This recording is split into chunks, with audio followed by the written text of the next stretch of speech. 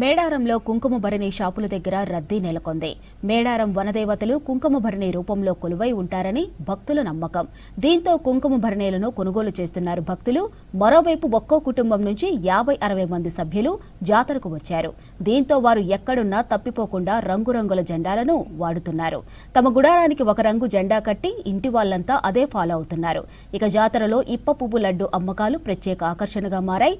సహజ పోషకాలు కలిగిన ఇప్ప పువ్వు లడ్డూలను కొనేందుకు భక్తులు ఆసక్తి చూపిస్తున్నారు. ఇక మేడారం జాతర విశేషాలపై మరిన్ని వివరాలు శ్రీధర్ అందిస్తారు.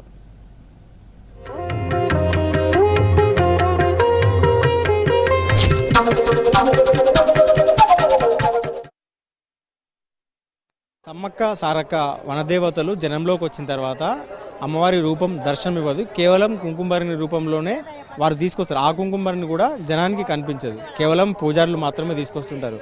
దీంతో ఇక్కడికి మేడారం వచ్చే భక్తులందరూ కూడా చాలామంది కుంకుమను కొనుక్కోవడంతో పాటు ఇక్కడ కుంకుమ భరణులు కూడా ఎక్కువ మంది అమ్ముతుంటారు వ్యాపారులు.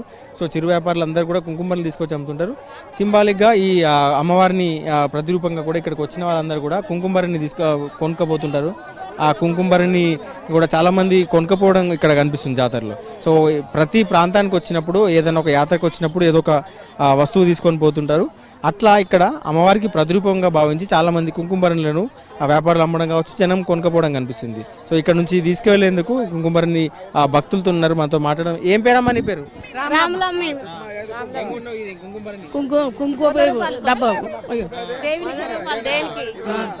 దేవునికి దేని కాడ పెట్టుకోవడం కుంకుమభరణి.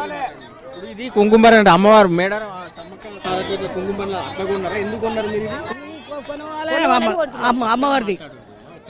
అమ్మవారిది కొనవాలని తీసుకుపోతాం. గట్కేసరికి వెళ్ళి మేమండి కుంకుమ మొలతారాలు అన్నీ కొనుక్కుంటాం.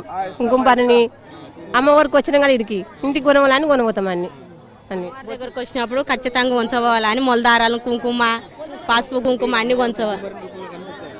అట్లా తీసుకుపోవాలని బంగారము ఖచ్చితంగా తీసుకుపోవాలి. అమ్మవారిది జ్వరం వచ్చినా పిల్లలు సుస్తైనా దేనికైనా వేసుకుంటాం అన్నట్టు దాని గురించి తీసుకుపోతాం. వస్తుంది కాబట్టి అమ్మవారు పెట్టుకుంటే మాకు మంచిది. పానం సుస్తైన అమ్మవారి బొట్టు పెట్టుకుంటే మంచిది అని తీసుకుపోతాం. నేను కూడా కొన్నా. దేవుని దగ్గరది మంచిగా ఉంటుంది అని తీసుకొని వెళ్తున్నాము. గాజులు తీసుకున్నాము, ఇవి తీసుకున్నాము. ఇంట్లో గుర్తింపు ఉంటుంది మనకు.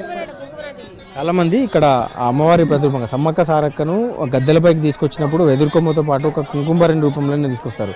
సో అట్లా ఆ కుంకుమభరణి రూపం కనిపించకపోయినప్పటికీ అమ్మవారు కుంకుమభరణి రూపంలో వస్తాయని భావించి చాలామంది కుంకుమభరణులు ఇక్కడ వ్యాపారులందరూ కూడా కుంకుమభరణిలను అమ్ముతున్నారు. సో ఇక్కడ చాలా దుకాణాలు ఇట్లాంటివి వెలిసినాయి.